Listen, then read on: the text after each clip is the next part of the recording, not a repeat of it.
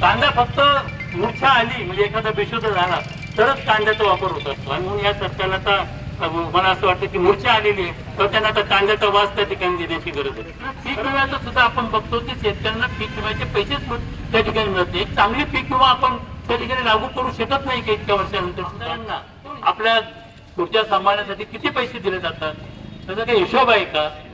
किती म्हणजे त्याला बेसुमार अशा प्रकारचा खर्च त्या ठिकाणी चालू. काही आता दुधाचं जर जास्त होत असेल तर त्याची पावडर केली पाहिजे ना. दुधाची पावडर करायचं अनुदान जर तुम्ही दिलं.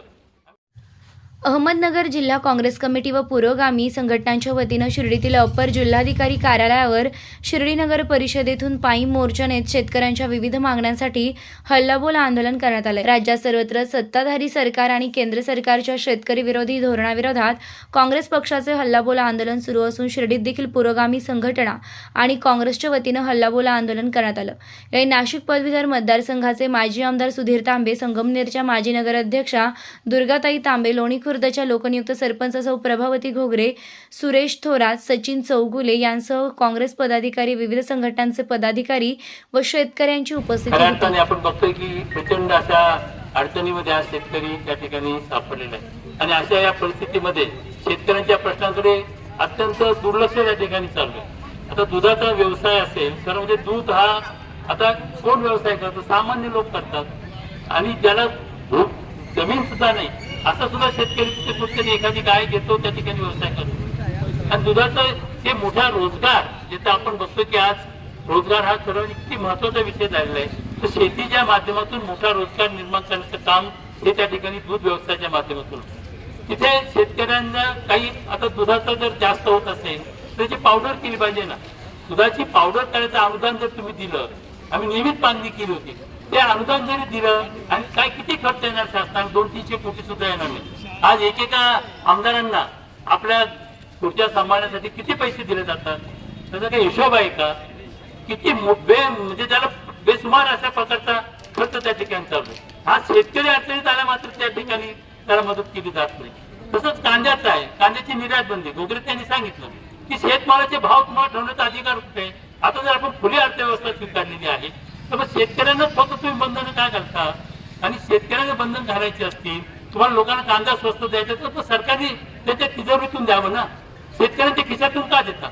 लोकांना सहज दूध स्वस्त पाहिजे, कांदा स्वस्त पाहिजे, गहू स्वस्त पाहिजे, सर्व गोष्टी जर द्यायच्या आहेत, देण्याला आमचा विरोध नाहीये. सामान्य माणसाला द्यायचं असेल तर ते सरकारच्या तिजोरीतून झालं पाहिजे. आणि मग शेतकऱ्यांना मदत करताना मात्र त्या ठिकाणी आपण बघतो की मोठ्या प्रमाणावर सरकार हात आखडता घेताना पाहतोय. आज आपण लाखो शेतकऱ्यांच्या म्हणजे माझ्या कल्पनेप्रमाणे आजपर्यंत कमीत कमी 4-5 लाख शेतकऱ्यांनी आत्महत्या केल्या. का शेतकरी आत्महत्या करतो? परवा अवकाळी पाऊस झाला, मी पाहिलं. मी नाशिक जिल्ह्यामध्ये गेलो होतो, मोठं द्राक्षाचं पीक होतं. एका दिवसात त्याची किंमत 0 झाली. आता ही कोण त्या ठिकाणी भरून देणार आहे? किंवा पीक विम्याचं सुद्धा आपण बघतो की शेतकऱ्यांना पीक विम्याचे पैसेच त्या ठिकाणी मिळते. एक चांगली पीक विमा आपण त्या ठिकाणी लागू करू शकत नाही की इतक्या वर्षानंतर सुद्धा. त्यामुळे हे सगळे प्रश्न अत्यंत भीषण झालेले. एकीकडे तुम्ही मोठ्या मोठ्या उद्योगपतींना पाहिजे त्या सुविधा देतात. आपण जर पाहिलं असेल की मागच्या 5 वर्षामध्ये 10 लाख कोटी रुपयांची कर्ज या शासनाने माफ केलेली आहे. पण मग मोठ्या मोठ्या लोकांनी कर्ज काढायची, कर्ज थकवायची, स्वतःला दिवाळखोर जाहीर करायचं आणि कर्ज माफी करून घ्यायचं. इथे मात्र शेतकऱ्यांना पैसे देत असताना तुम्ही सतत त्या ठिकाणी हिशोब मांडणार. आणि म्हणून मित्रांनो, खऱ्या अर्थाने आज हे सगळेच प्रश्न अत्यंत भीषण झाले. कांदा जरी म्हटलं, कांदा कोण पिकवतं? फार मोठे बागायतदार कांदा पिकवत नाही मित्रांनो. तुम्ही पठार भागात जा, तिथं कितीतरी वर्षातून एखादाच पाऊस पडतो, तिथे ते लोक त्या ठिकाणी कांदा पिकवत असतात. त्यामुळे त्या कांद्याच्या माध्यमातून कुठेतरी त्याचा प्रपंच चाललेला असतो.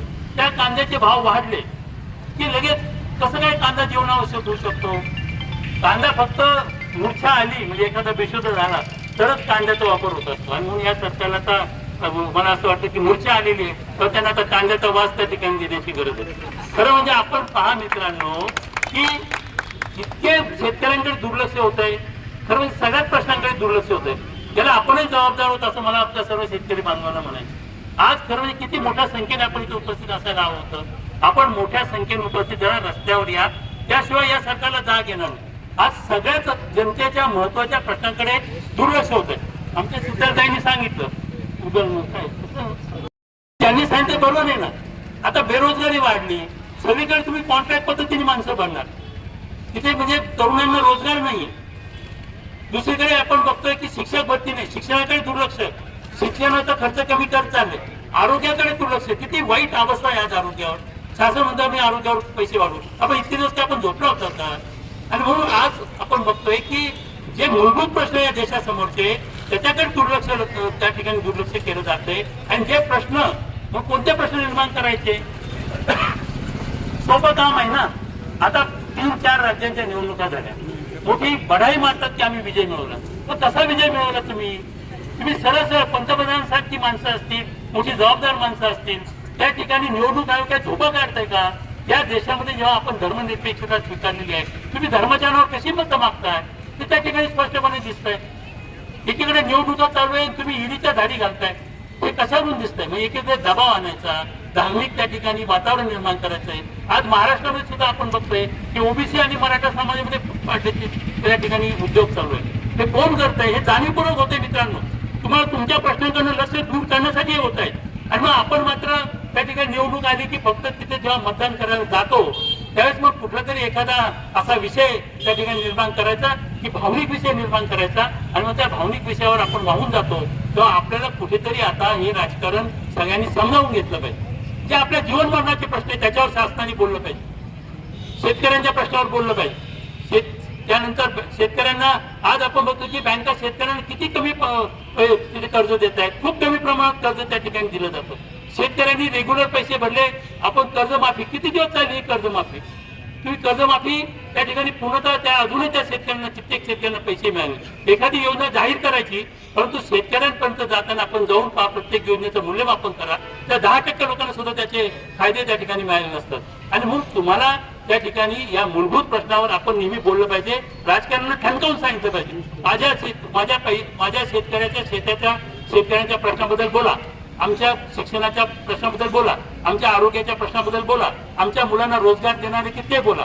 बाकी कोणतीही गोष्ट मित्रांनो तुम्ही ऐकू नका आणि धडा शिकवा. जोपर्यंत तुम्ही अशा लोकांना धडा शिकवत नाही तोपर्यंत खऱ्या अर्थाने आपल्या प्रश्नांना न्याय मिळणार नाही. आज आमचे शेतकरी बांधव असंघटित आहेत. संघटित लोक असे की तुम्ही त्यांना न्याय देता, त्यांना त्या ठिकाणी वेतन आयोग देतात. आमचा विरोध नाहीये, आम्ही पण त्यांना समर्थन देतो. पण मग आमच्या शेतकऱ्यांकडे ते केवळ संघटित नाही म्हणून त्या ठिकाणी दुर्लक्ष केलं जातं. आणि म्हणून मित्रांनो या ठिकाणी या हल्लाबोल आंदोलन या ठिकाणी आयोजित केलं आहे. त्या निमित्ताने मला असं वाटतं की एक मोठी जागृती आपल्या सर्वसामान्य शेतकऱ्यांना सुद्धा झाली पाहिजे आणि आपल्या हक्कांसाठी आपण संघटित झालं पाहिजे, तरच त्या ठिकाणी शासनाला जाग येईल असं मला वाटतं. आणि म्हणून या निमित्ताने शासनाचा आम्ही धिक्कार करतो. एकीकडे आता अवकाळी पाऊस पडला, कुठे काय पंचनामे केले, कुणालाही अजून मदत जाहीर केली, एक पैशाची मदत त्या ठिकाणी शेतकऱ्याला जाहीर केली. शेतकरी या सगळ्या गोष्टीमुळे आत्महत्या सातत्याने वाढत आहे. तर तातडीने तिथे मदत झाली पाहिजे. दुधाच्या बाबतीमध्ये मी सांगितलं की एवढा मोठा रोजगार निर्माण होतो. शहरामध्ये तुम्ही एखादा औद्योगिक वसाहतीमध्ये रोजगार निर्माण करण्यासाठी तिथे उद्योजकांना मोठ्या सवलती देतात, त्या आमची त्याला विरोध नाहीये. परंतु मग शेती हा सुद्धा उद्योगच आहे ना.